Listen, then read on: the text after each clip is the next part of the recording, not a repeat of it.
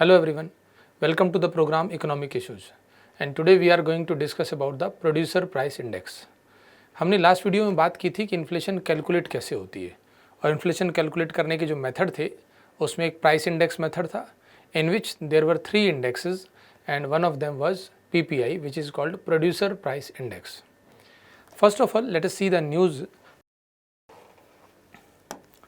Government ने एक 15 जून से नया इंडेक्स इंट्रोड्यूस किया है जिसे हम प्रोड्यूसर प्राइस इंडेक्स कहते हैं। अब तक इंडिया में प्रोड्यूसर प्राइस इंडेक्स नहीं था। हम इंडिया में केवल 2 ही इंडेक्स यूज़ करते थे, WPI और CPI, which I have been cover already in the previous videos. So in today's class we will discuss about the PPI. तो 15 जून से PPI स्टार्ट कर दिया, PPI के डेटा पब्लिश करना स्टार्ट कर दिया गवर्नमेंट ने एंड अगले 5 साल तक WPI और PPI दोनों को साइमल्टेनियसली पब्लिश किया जाएगा. After that government is planning to replace the WPI by PPI. Now the question is what is PPI. तो हम आज की इस वीडियो में कौन कौन से टॉपिक पर डिस्कस करेंगे. What is PPI, producer price index होता क्या है, then why there is a requirement of PPI, और फिर अगर हम PPI इंट्रोड्यूस कर रहे हैं तो उसको WPI को रिप्लेस क्यों कर रहे हैं, PPI आने के बाद WPI रिप्लेस क्यों हो जाएगा. Then what are the key points of PPI, significance क्या है इसका, और फाइनली कंक्लूजन. सी, जब भी कोई नया टॉपिक आता है या कोई नया इंडेक्स हो या कोई नई ऑर्गेनाइजेशन हो तो उसका क्वेश्चन आने के चांस भी ज़्यादा होते हैं. So PPI will be very very important for the competitive exams, specially for the civil service exam. So now what is PPI. PPI को समझने के लिए हमें सबसे पहले प्रोडक्शन की प्रोसेस को समझना होगा कि प्रोडक्शन प्रोसेस क्या होती है. अगर हम ये समझ जाएं then we can understand the PPI. किसी भी प्रोडक्शन प्रोसेस में सबसे पहले रिक्वायरमेंट होती है इनपुट्स की. जो रॉ मटेरियल है, labour, technology, capital goods, these are inputs. इन इनपुट्स की हेल्प से किसी भी फैक्ट्री में, हम मान लेते हैं कि हम मैन्युफैक्चरिंग सेक्टर की बात कर रहे हैं, फैक्ट्री को इनपुट्स की रिक्वायरमेंट थी. उसके बाद फैक्ट्री में प्रोसेसिंग होती है और प्रोसेस होने के बाद जो प्रोडक्ट तैयार होता है that is called output. Now जो आउटपुट प्रोडक्ट फैक्ट्री में तैयार हुआ, जो फाइनली प्रिपेयर हो गया, उस आउटपुट को फैक्ट्री आगे सेल कर देती है with the help of transport. ये गुड्स पहुंचा दी जाती हैं होलसेलर तक. होलसेलर इसे होलसेल प्राइस पर आगे सेल कर देता है, नेक्स्ट होलसेलर, फिर नेक्स्ट होलसेलर, और फाइनली ये गुड्स आ जाती है रिटेलर के पास. रिटेलर इसे रिटेल प्राइस और you can say the consumer price, retailer इस रिटेल प्राइस पर इस गुड्स को आगे कंज्यूमर को सेल कर देता है. So this is the supply chain, how a goods can be manufactured and it reach to the consumer. So सबसे पहले रिक्वायरमेंट्स है इनपुट की, then processing, then finally output prepare हो जाता है. अब हम जब इन्फ्लेशन कैलकुलेट करते हैं तो हमें जब PPI यूज़ करना है, प्रोड्यूसर प्राइस इंडेक्स, तो PPI क्या है, एक ऐसा मेथड है जो एक सर्टेन टाइम पीरियड में प्रोड्यूसर प्राइस में जो चेंजेस हो रहे हैं उनको कैलकुलेट करता है. यानी it is a index to calculate the changes over a certain time, changes in the price over a certain time in producer price specially. तो प्रोड्यूसर प्राइस में क्या क्या चेंजेस हुए एक सर्टेन पीरियड में, उसको कैलकुलेट करने के लिए PPI यूज़ किया. बट अभी तक हम जो यूज़ करते थे वो था WPI, होलसेल प्राइस इंडेक्स, जो यहाँ पे कैलकुलेट हो रहा है कि होलसेल प्राइस में एक सर्टेन टाइम में कितना चेंजेस आ रहे हैं, और फिर हम रिटेल प्राइस यानी कंज्यूमर प्राइस को कैलकुलेट कर लेते. ना तो क्वेश्चन इज़ कि PPI की रिक्वायरमेंट ही क्या है, हम क्यों WPI से PPI पर शिफ्ट होने की बात कर रहे हैं. तो इसको समझने के लिए हम इसी सप्लाई चेन को फिर से एक बार रीड करते हैं. अगर कोई गुड्स कंज्यूमर के लिए महंगी हो रही है, आप कह सकते हैं कि अगर कंज्यूमर इन्फ्लेशन फेस कर रहा है तो इन्फ्लेशन का रीज़न क्या है, रिटेल प्राइस इंक्रीज़ हो गया. अब रिटेल प्राइस क्यों इंक्रीज़ हुआ है, हो सकता है होलसेलर ने अपने मार्जिन्स इंक्रीज़ कर लिए हों, या हो सकता है बीच में जो ट्रांसपोर्ट की प्रोसेस है वो ट्रांसपोर्टेशन कॉस्ट बढ़ गई हो, या ये भी तो हो सकता है कि होलसेल प्राइस ही कॉस्टली हो गया हो. अगर होलसेल प्राइस इंक्रीज़ हुआ है तो डेफिनेटली कंज्यूमर प्राइस इंक्रीज़ होगा. गवर्नमेंट, RBI और other agencies they try to control the consumer price inflation. जो कंज्यूमर की इन्फ्लेशन है, CPI जिससे हम CPI से कैलकुलेट करते हैं, उस कंज्यूमर प्राइस इंडेक्स को कैसे कंट्रोल किया जाए. उसको कंट्रोल करना है तो सबसे पहले हमें WPI को कंट्रोल करना पड़ेगा कि होलसेल प्राइस इंडेक्स बेस्ड जो इन्फ्लेशन है वो ज़्यादा राइज ना हो. अब उसके पीछे के बैकग्राउंड में जाते हैं तो पता चलता है WPI इंक्रीज होने का रीज़न हो सकता है ट्रांसपोर्टेशन कॉस्ट बड़ी हो, या ये भी तो हो सकता है कि फैक्ट्री में गुड्स जो प्रोड्यूस हुई है, जो आउटपुट प्राप्त हुआ है, वो आउटपुट ही महंगा हुआ हो। फैक्ट्री मालिक ने बोला कि प्रोसेसिंग बहुत महंगी हो गई है और इस वजह से आउटपुट का प्राइस बढ़ गया। उससे पूछा ऐसा क्यों हुआ, तो वो कहता है सर हमें इनपुट्स महंगे मिल रहे हैं। तो अगर इस पूरी प्रोसेस को कंक्लूजन में बोलें, अगर इनपुट्स कॉस्टली हो गए हैं तो डेफिनेटली फाइनली कंज्यूमर के लिए इन्फ्लेशन बढ़ जाएगी। अब इनपुट्स कितने कॉस्टली हुए, या आउटपुट का प्राइस कितना बढ़ा, या बीच में जो वैल्यू एडिशन हो रहा है, ये जिसको मैंने प्रोसेस बोला है इसको हम वैल्यू एडिशन भी बोल सकते हैं। यहाँ वैल्यू ऐड हो रही है प्रोसेसिंग के थ्रू। तो अगर ये वैल्यू एडिशन महंगा हो गया या ये आउटपुट कॉस्टली हो गया, तो किस लेवल पर कितना प्राइस हाइक हो रहा है, इसको कैलकुलेट करने के लिए वी रिक्वायर्ड PPI। अगर हम PPI का यूज़ करेंगे तो हमें ये पता चलेगा इनपुट्स कितने कॉस्टली हुए, वैल्यू एडिशन में कितना इंक्रीमेंट हुआ, आउटपुट कितना प्राइस इंक्रीज हो रहा है, देन होलसेल प्राइस और रिटेल प्राइस तो इंक्रीज होना ही है। बिकॉज अगर रूट कॉज ही मिल जाएगा तो हमें ये समझ में आ जाएगा कि कंज्यूमर प्राइस जो इंक्रीज होते हैं वो कंज्यूमर प्राइस इंक्रीज होने का मेन कॉज क्या है। तो that's why we required PPI। यानी आप ऐसा कह सकते हैं कि PPI की कैलकुलेशन से इन्फ्लेशन रेट पता चलेगी प्रोड्यूसर लेवल पर, और अगर प्रोड्यूसर लेवल पर ही इन्फ्लेशन हम समझ जाएंगे कि कितना इन्फ्लेशन रेट चल रही है, तो हमें कंज्यूमर के लिए इन्फ्लेशन को इंक्रीज होने से पहले ही हम उसको कंट्रोल कर पाएंगे। We can take precautionary measures to control the CPI based inflation. RBI अपनी मॉनेटरी पॉलिसी में CPI बेस्ड इन्फ्लेशन को बेस बना करके मॉनेटरी पॉलिसी को रिव्यू करता है। बट CPI बेस्ड इन्फ्लेशन क्यों इंक्रीज हो रही है, उसके बैकग्राउंड में हमें इनपुट और आउटपुट के प्राइस हाइक का कॉज ढूंढना पड़ेगा। प्राइस हाइक को पहले कैलकुलेट करना पड़ेगा तो हमें कॉजेज समझ आएंगे, then we can control the inflation rate. So PPI को कैलकुलेट करना क्यों रिक्वायरमेंट है, to control the inflation rate in a better way, to make the policies in a better way, और यू कैन से ये global standard का part भी है। अभी तक इंडिया के अलावा मैक्सिमम कंट्रीज अब धीरे धीरे PPI पे शिफ्ट होते जा रहे हैं। इंडिया इस मामले में थोड़ा सा आप कह सकते हैं लेट हो गया, बट अभी हमें PPI पे शिफ्ट क्यों करना है, क्योंकि हमें ग्लोबल नॉर्म्स को फॉलो करना है, ग्लोबल स्टैंडर्ड्स को फॉलो करना है। That's why we are going to shift on the PPI। So ये पॉइंट थे जिसकी वजह से हमें PPI पर शिफ्ट होना है। To calculate accurate measurement of producer level inflation, alignment with the international standard, better economic policies, and finally coverage of both goods and services। WPI में केवल गुड्स कवर होते हैं, जबकि PPI में गुड्स और सर्विस दोनों कवर होंगे। WPI में हमें ये पता चलता है होलसेल प्राइस कितने इंक्रीज हुए, उसके बैकग्राउंड में इनपुट, आउटपुट, वैल्यू एडिशन ये कितना हाइक हुआ, इसकी नॉलेज नहीं मिल पाती है। WPI से हमें ये तो पता चल जाता है कि होलसेलर ने कितना प्राइस इंक्रीज कर दिया, या होलसेल गुड्स जो होलसेल लेवल पर कितनी महंगी हुई, बट सर्विसेज कैलकुलेट नहीं हो पाती हैं। So to find out the inflation rate in a comprehensive way and to make the better policies to control the inflation rate, we required PPI because this is a root cause. That's why government will shift towards the PPI instead of WPI. Now अब हम ये देख लेते हैं कि PPI कैसे इसको establish किया जा रहा है, कैसे PPI उसका स्ट्रक्चर क्या बनाया जा रहा है, तो उसको समझ लेते हैं। PPI को बनाने के लिए या इसको इंट्रोड्यूस करने के लिए एक वर्किंग ग्रुप बनाया गया था, जो WPI के रिवीजन के लिए भी था।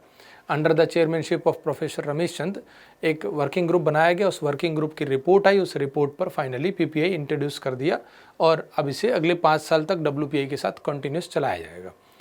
ये जो वर्किंग ग्रुप ने रिपोर्ट दी और उसके बेसिस पर PPI जो इंट्रोड्यूस किया, PPI will be calculated by the office of economic adviser, जो WPI भी कैलकुलेट करता है। यानी WPI और PPI दोनों सेम बॉडीज़ के द्वारा कैलकुलेट होगा। ये DPIIT का पार्ट है, हमने इसको WPI में भी डिस्कस किया था, which is part of ministry of commerce and industry. तो जो ऑफिस ऑफ इकोनॉमिक एडवाइज़र है, ये मंथली बेसिस पर PPI की डेटा पब्लिश करेगा, जिससे हमें ये पता चलेगा कि प्रोड्यूसर लेवल पर प्राइस कितना इंक्रीज़ हो रहा है। अब जो PPI बनाया उसको बेस ईयर भी तो उसका कुछ होगा, क्योंकि हमें ये पता है कि कोई भी इंडेक्स हो उसका एक बेस ईयर होता है। तो WPI की तरह इसका PPI का बेस ईयर भी 2022-23 रखा है। इसमें गुड्स और सर्विस दोनों इंक्लूड कर दी गई हैं, और फाइनली इसमें 3 नए इंडेक्सेस बना दिए गए हैं। अब 3 नए इंडेक्स ये क्या चीज़ है, इसको थोड़ा समझ लेते हैं। अभी मैंने आपको एक प्रोसेस बताई थी कि इनपुट और उसके बाद वैल्यू एडिशन देन आउटपुट। तो पीपीआई जब बनाया गया, प्रोड्यूसर प्राइस इंडेक्स, इसमें इनपुट लेवल पर प्राइस कितना इंक्रीज हो रहा है, इसके लिए इनपुट पीपीआई यूज़ करेंगे। फिर आउटपुट लेवल पर प्राइस कितना इंक्रीज हो रहा है, इसके लिए आउटपुट पीपीआई बना दिया गया। यानी इनपुट पीपीआई कैलकुलेट करेगा the changes in prices over a certain period of time only in the inputs. Inputs के कितने प्राइस इंक्रीज हुए, ऐसे ही आउटपुट्स में कितना प्राइस इंक्रीज हुआ, उसके लिए आउटपुट पीपीआई बनाया गया। ऐसा क्यों किया गया? हमें इन्फ्लेशन का मेन कॉज फाइंड करना है, मेन रीज़न फाइंड करना है। अगर हमें ये पता चल जाए कि इनपुट प्राइस इंक्रीज हुए हैं तो डेफिनेटली आउटपुट प्राइस इंक्रीज होंगे और फाइनली उससे कंज्यूमर के लिए जो इन्फ्लेशन वो इंक्रीज हो जाएगी। तो हमें इसका अगर सॉल्यूशन निकालना होगा तो हम इनपुट्स को कैसे प्राइस इसका कंट्रोल करें, इसके वेज फाइंड करेंगे। लेकिन अगर हमें ये पता चल जाए कि जो इनपुट से आउटपुट बनाने में जो वैल्यू एडिशन हो रहा है, ये वैल्यू एडिशन की वजह से प्राइस इंक्रीज हुआ है, तो हम उसका कुछ सॉल्यूशन ढूंढेंगे। या हमें पता चले कि वैल्यू एडिशन तो लिमिटेड था लेकिन उसके बाद के आउटपुट प्राइस इंक्रीज हो गए, तो उस तीनों को अलग अलग लेवल पर कैलकुलेट करने के बाद हमें एक्चुअल कॉज समझ में आएगा और उसके अकॉर्डिंग सॉल्यूशन ढूंढना आसान हो जाएगा। सो ये हमेशा माना जाता है, if you want to find out the solution of problem you have to access the problem in a better way. तो उसके बाद ही आपकी प्रॉब्लम का बेटर सॉल्यूशन आएगा। ये आपकी स्टडी पर भी इम्प्लीमेंट होता है, ये आपकी लाइफ पर भी इम्प्लीमेंट होता है। तो सिमिलरली यहाँ पर ये पीपीआई के लिए भी इम्प्लीमेंट हो रहा है। अब जो इनपुट और आउटपुट पीपीआई दोनों अलग अलग कैलकुलेट हो रहे हैं, इसमें ओनली गुड्स को इंक्लूड किया जा रहा है। बट अब आपके दिमाग में आएगा, अभी तो मैंने बोला था गुड्स और सर्विसेज, तो सर्विस सेक्टर के लिए अलग से एक पीपीआई सर्विस पीपीआई आ गया। सर्विसेज का पीपीआई अलग कैलकुलेट होगा, गुड्स के लिए पीपीआई अलग कैलकुलेट होगा। गुड्स के लिए इनपुट पीपीआई और आउटपुट पीपीआई 2 हैं और सर्विसेज का पीपीआई अलग है। तो टोटल यहाँ पर 3 इंडेक्स आ गए हैं। उन तीनों इंडेक्स की हेल्प से हम प्रोड्यूसर लेवल की जो प्राइस चेंजेस हैं उनको आइडेंटिफाई कर पाएंगे। एक आउटपुट पीपीआई है, दूसरा इनपुट पीपीआई है और तीसरा सर्विस पीपीआई है। ये जो लिखा हुआ ट्रायल, इसका मतलब मैंने बोला ही आपसे स्टार्टिंग में कि 5 साल के लिए हम इसका ट्रायल करेंगे और उसके बाद इसको डब्ल्यूपीआई को हटा करके फिर पीपीआई को परमानेंट इम्प्लीमेंट कर दिया जाएगा। अब तीनों इंडेक्स को थोड़ा सा और डिटेल से एक एक करके समझते हैं। आउटपुट पीपीआई की बात कर रहे हैं। Output PPI measures changes in the prices of goods sold by producer. Output किसे बोल रहे थे हम? जब कोई फैक्ट्री में प्रोडक्शन हो जाता है और जब प्रोड्यूसर उस गुड्स को बेच रहा है तो किस प्राइस पर बेच रहा है, उसे बोला गया है आउटपुट पीपीआई। जिस प्राइस पर प्रोड्यूसर गुड्स को सेल करता है, यहाँ पर एक नाम रखा गया उसका basic price. Basic price, basic price कौन सा प्राइस है? A price on which goods are sold by the producer, output is sold by the producer, तो उसे बेसिक प्राइस बोला गया।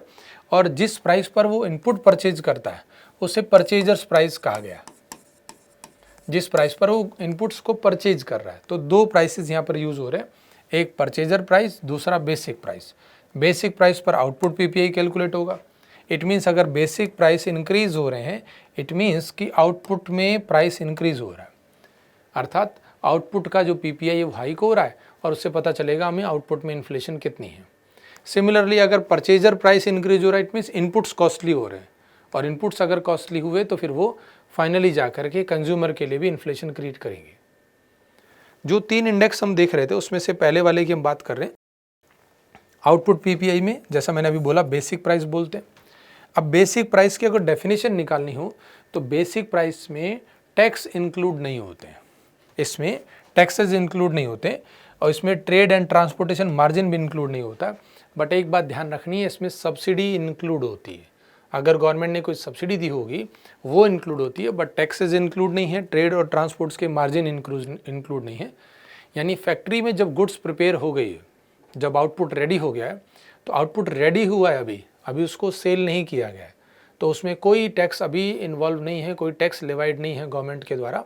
कोई अभी उसमें ट्रांसपोर्ट यूज़ नहीं किया क्योंकि हमने उस गुड्स को ट्रक्स में लोड करा के कहीं भेजा नहीं है, तो ट्रांसपोर्ट की मार्जिन अभी इंक्लूड नहीं है। It is called basic price.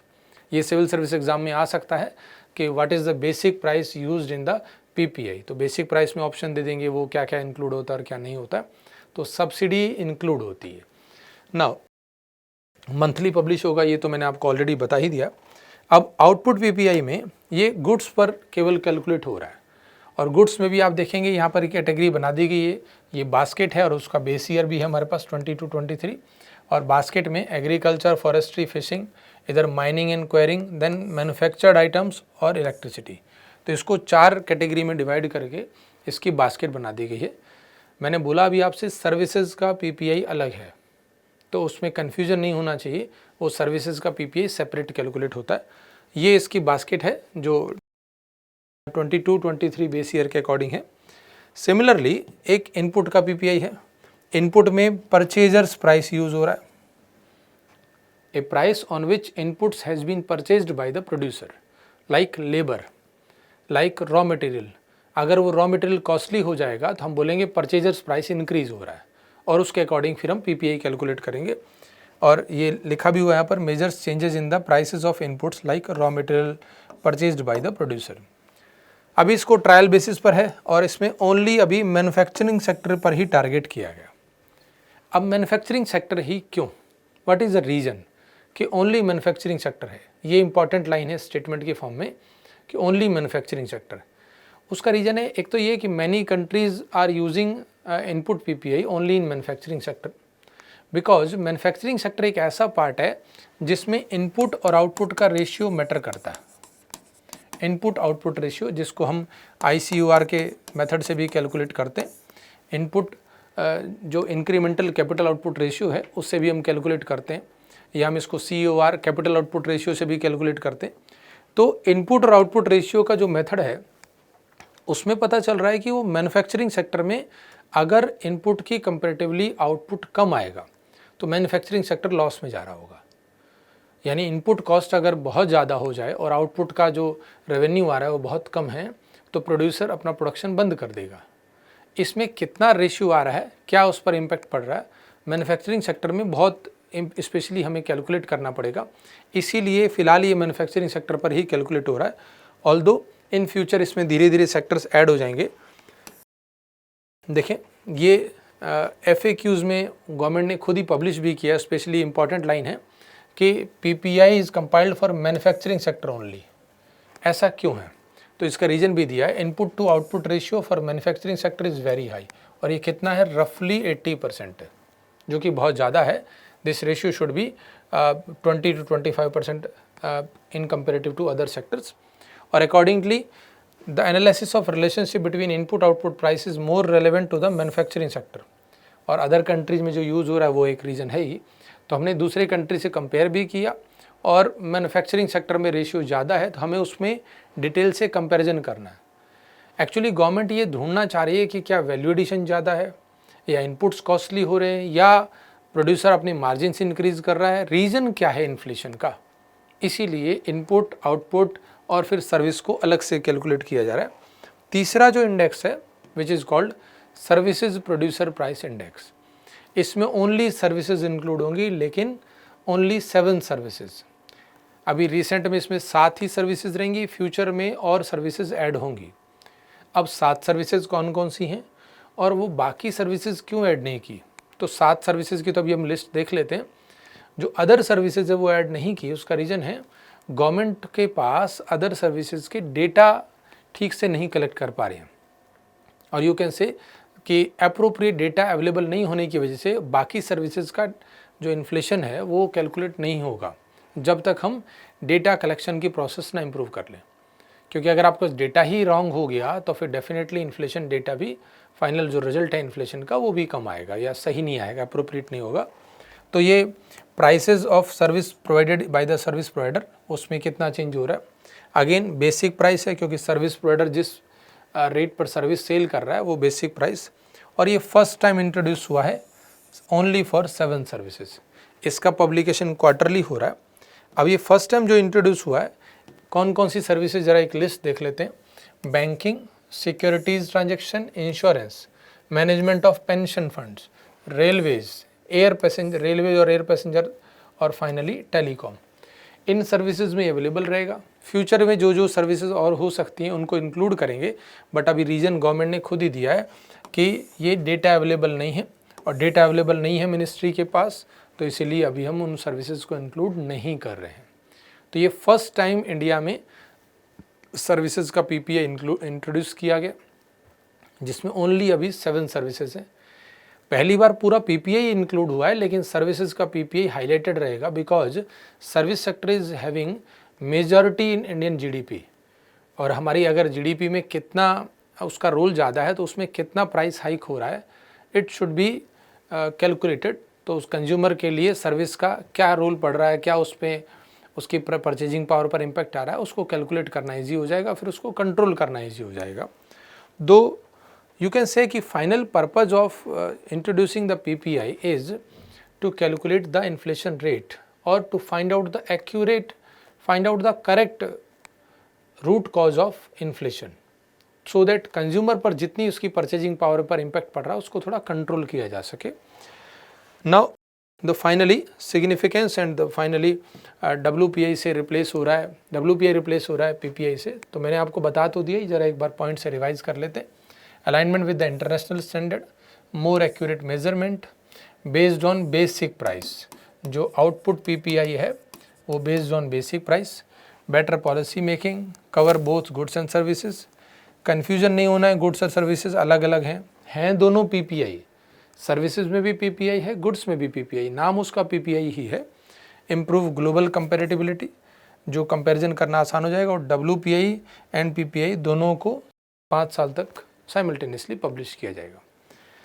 अब इस पूरी प्रोसेस से जो हमारी इकोनॉमी पर इम्पैक्ट पड़ रहा है, जो इकोनॉमी को क्या इससे बेनिफिट होंगे, उस बेनिफिट्स में helps assess production cost and inflationary pressure, provides reliable data for industry and the economic policy making और accurately measurement.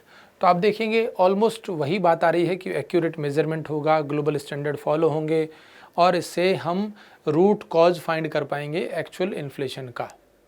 So this is the reason that PPI has been introduced, this is the reason why we are shifting towards PPI instead of WPI। तो PPI क्यों आया, कैसे आया और क्या उसका reason है, ये एग्ज़ाम पॉइंट ऑफ व्यू से बहुत इंपॉर्टेंट होगा बिकॉज फर्स्ट टाइम इंट्रोड्यूस हुआ है। So you have to cover up all these things. मैं आपको इसके साथ इसका PDF भी अटैच कर दूंगा। And in conclusion I can say कि PPI will be helping hand for the government to calculate accurate inflation rate, so that government और RBI उसको ठीक से कंट्रोल भी कर पाएंगे, और अगर इन्फ्लेशन कंट्रोल और लिमिटेड रहती है तो it will be helpful for the economic growth. But इसके डेटा कलेक्ट करना एक हमेशा चैलेंजिंग रहेगा। आपने देखा ही गवर्नमेंट खुद एक्सेप्ट कर रही है कि अभी ओनली 7 ही सर्विसेज के हम डेटा कलेक्ट कर पाएंगे। तो धीरे धीरे जैसे जैसे सर्विसेज और इसमें इन्वॉल्व होंगी तो हमारे पास एक कॉम्प्रिहेंसिव पिक्चर आएगी कि सर्विस सेक्टर और कैसा परफॉर्म कर रहा है, उसमें इन्फ्लेशन कितना इंक्रीज़ हो रहा है। अभी हम सर्विसेज को कैलकुलेट तो करते हैं बट उसमें बहुत ज़्यादा उसका रोल नहीं रहता है। CPI में कैलकुलेट होती हैं सर्विसेज, बट उसको एक सेपरेट अगर कैलकुलेशन हो जाएगी, और वो भी बेसिक प्राइस पर जिसको हम आउटपुट PPI की तरह कैलकुलेट कर रहे थे, तो उससे ज़्यादा अच्छे से हमें डेटा मिल पाएंगे, ज़्यादा बेटर पॉलिसी मेकिंग हो पाएगी to control the inflation rate. So I hope कि आपको ये PPI समझ आ गया होगा, और एग्ज़ाम पॉइंट ऑफ व्यू से तो इम्पॉर्टेंट है ही। You can tell me the other topics which you want to listen, जो भी आपको लगते हो कि जो करंट न्यूज़ में हो। जो ये न्यूज़ में था, ये तीनों इंडेक्स थे, WPI, CPI, PPI, मैंने तीनों वीडियोज़ में कवर कर दिए हैं। आई बटन पे आप क्लिक करके WPI और CPI वाले पुराने वीडियो देख सकते हैं अगर आपने वो ना देखे हो तो। बट आई वुड से कि ये मैंने टॉपिक इसलिए कवर किए बिकॉज ये इस समय न्यूज़ में है। अभी इसमें डेटा चेंज हुआ है, बेस ईयर चेंज हुआ है, नई सीरीज़ आई है, तो it should be covered. Similarly I will try to cover up the all current economic issues which are necessary for the examination point of view as well as the personal life. So मिलते हैं आपसे फिर next topic में। तब तक के लिए आप इसको प्रिपेयर करें और एक बार इसकी पूरी रीडिंग लगा लें। जो PDF आपके साथ अटैच करें डिस्क्रिप्शन बॉक्स में, उस PDF को एक बार रीड भी कर लें, क्योंकि PDF में ऑफिशियल लैंग्वेज होती है और एग्जामिनर हमेशा ऑफिशियल लैंग्वेज पर रिलाई करता है। जब भी मार्किंग होगी या जब भी कभी वेरिफिकेशन होगी आंसर की, तो वो ऑफिशियल लैंग्वेज को ज़रूर फॉलो करें। So till then take care, मिलते हैं फिर आपसे नेक्स्ट वीडियो में। Thank you.